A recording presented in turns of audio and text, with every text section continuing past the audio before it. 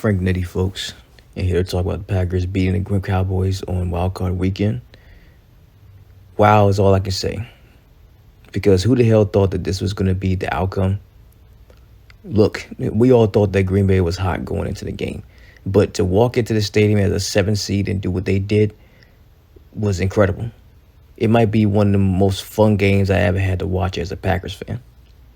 I mean, I just couldn't believe my eyes and how well these guys were playing, and the way the offense was just on fire from start to finish. Okay, nobody was expecting Green Bay to win. Myself, the Packers fans, a lot of Packers fans out there. I'm sure there was some that believed in us. Of course, a lot of haters out there, etc. Nobody picked the Packers to win, especially not this way. The Cowboys were undefeated at home this season and even last season. They had won 16 straight. The 48-32 win over the Cowboys was the Packers' first playoff victory since the 2020 season and the team's first road playoff win since 2016. The 48 points was the most scored by the Packers in the postseason since they beat the Falcons during the 2010 season. They played, this game, they just went out there and just played with nothing to lose. Nothing. The Packers finished 9-8, barely made the playoffs, won't play at home at any point regardless of how far they get. So this was a team that was a total underdog in this game, and they just played just about as good as any team can in a playoff game. I'm happy for this team. This young team being led by the coach that's been in this position enough times already. So I got to give it to Matt LaFleur. I got to give him the game ball for just how great he called this game. There was one problem, and we'll get to that, but he called this game beautifully. Anyone who watched the game knows the final score doesn't really tell how the game actually went. At one point, it was 27-0. Then another where it was 41-16. Green Bay would score one more time, and the Cowboys would score two more times in garbage time. Like I said, the offense was just on fire from start to finish. We won the coin toss, but we didn't defer and decided to open up the game with the offense. I actually thought that was a smart move by the Packers as a way to not allow Dallas to dictate the pace of the game. Dallas had been a team all season long capable of putting up a ton of points very quickly. So coming out first, putting up together a long drive that took a lot of time off the clock and then setting the tone for the rest of the game kind of made them become just one-dimensional. Us going downfield and scoring on that opening drive, I think it definitely forced the Cowboys to just start throwing the ball and not lean too much on a run game that really wasn't there that much to begin with. Speaking of one-dimensional, not being it, that's honestly what helped this offense turn around, not being so. Aaron Jones, after practically defeating the Bears on his own all the way back in week 1, would injure his hamstring, miss some games, gets hurt again, misses more games before finally coming back healthy, and in a time where this offense was struggling the most. When Aaron Jones was out and trying to recuperate from those injuries, that's the time where the offense was struggling the most. Not having any kind of consistent run game is what's hurt us in many games. So much so that you had Matt LaFleur constantly calling that bootleg run with Jaden Reed. Just thank heaven God that he stopped calling that. Let's just be happy that he just stopped calling that play, because he doesn't have to call it because he has Aaron Jones back under center. And I'm just tired of repeating myself. Aaron Jones is the biggest part of this offense. Getting him the ball and letting him get going upfield, it opens up the offense so much. He ran over this Cowboys defense and scored 3 times, despite only scoring twice all season long. Aaron Jones is just incredible, man. The strength of this offense starts with him. Anybody who watches the Packers can see that and just see how valuable and how much he means to this football team. And how much it always frustrated myself and other Packers fans how often we would have to deal with him not getting the ball enough whenever he is out there healthy. But yeah, Jones was just incredible. Romeo Doubs also had a great game. His best game as a Packer, putting up 151 yards and a touchdown. He's who I'm honestly happy for the most, because with the emergence of Dontavian Wicks and Reed, he gets forgotten about in this offense a lot of times. But if you watch the season, he's been a guy who Love has had to thread the needle to when we needed a first down, keep the chains going, and also scoring in the red zone. He was tied with Reed on touchdown catches. And yes, his hands can be iffy at times, but he's shown up when needed. So I'm happy for Romeo Doubs. Explosive plays each time he was targeted. A lot of times he was just wide open and he was just picking up nice yards after the catch. And then that last catch on that touchdown catch by him and Love was just beautiful. The way Love just threw the needle, just got to squeeze it in defense. That was just awesome. Christian Watson also was out there. He was limiting his snaps, but it was nice to see him back out there after missing the last 5 games. Lou Musgrave was also out there. He had a wide open touchdown late in the third. Stayed on his feet. Even you had the coach making a joke about it in the locker room. The offensive line was once again great. Protected Jordan Love all game. Micah Parsons was held in check, opening up just enough holes for Aaron Jones to squeeze through.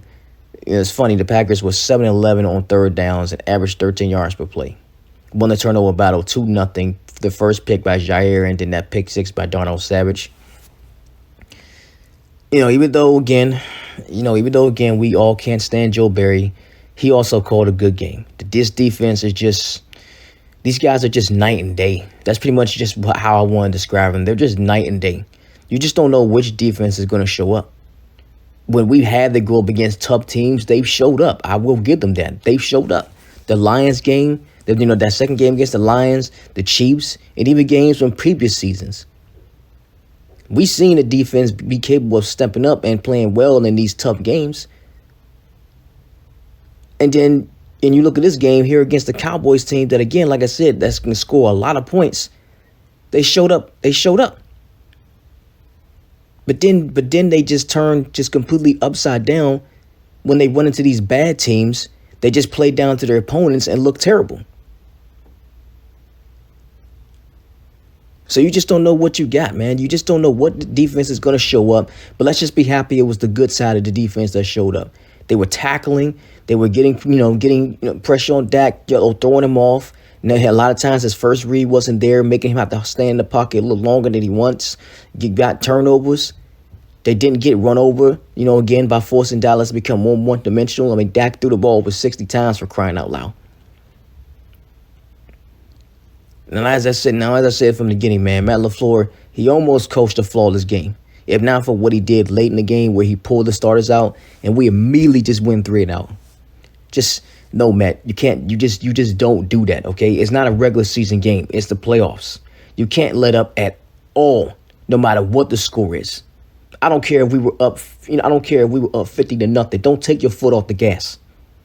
We should have kept the starters in, moved the ball, and took more time off the clock. But instead, we went 3-out. Dallas then gets the ball back and scores very quickly to make it a two-score game, with the defense also taking his foot off the gas. So that was just a complete poor coaching decision by Matt, and we're lucky it didn't come back to bite us in the ass. But I do hope that he looks at that, looks back at that, and learns from it very quickly, because that was just an awful coaching decision. I hope he learns from that mistake. So, yeah, overall, man, amazing win by the Green Bay Packers. And now they go on the road to play the 49ers. Boy, a team that's just completely owned us in the postseason.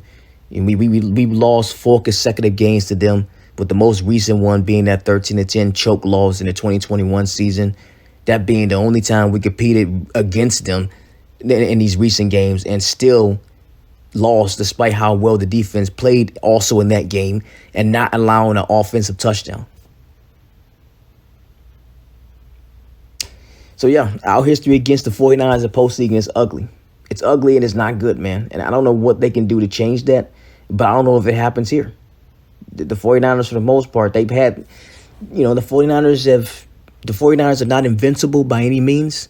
They had some games where they weren't looking that great, but then they had times where they were looking good and still overall earned that number 1 seed. Jimmy, it was an argument to be made about who was the best team in the NFC. Some thought it was the Cowboys, some thought it was the Eagles. Even the Lions got some talks into it. The Lions, they won their first playoff game in over 30 years. So I'm actually, even though they're NFC North opponents, I'm happy for their fans at the very least. But, again, they were in talks of being the best team in the NFC, and then, of course, you had the 49ers. So, yeah, but just overall, man, despite the win, going out west and playing the 49ers has always been our Achilles heel. We just can't beat those dudes, man.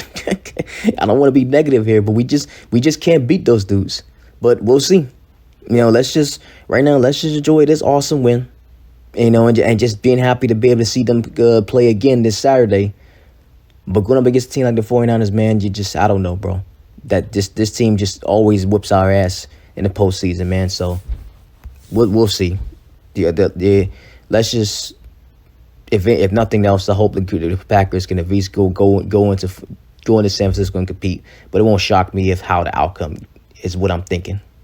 But let me stop being negative, man. The point, let's just be happy about this win. This was just an awesome blowout win by the Packers.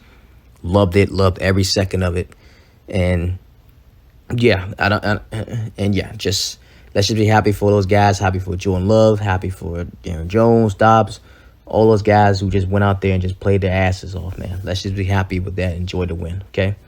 Go Pack, go. I'm out.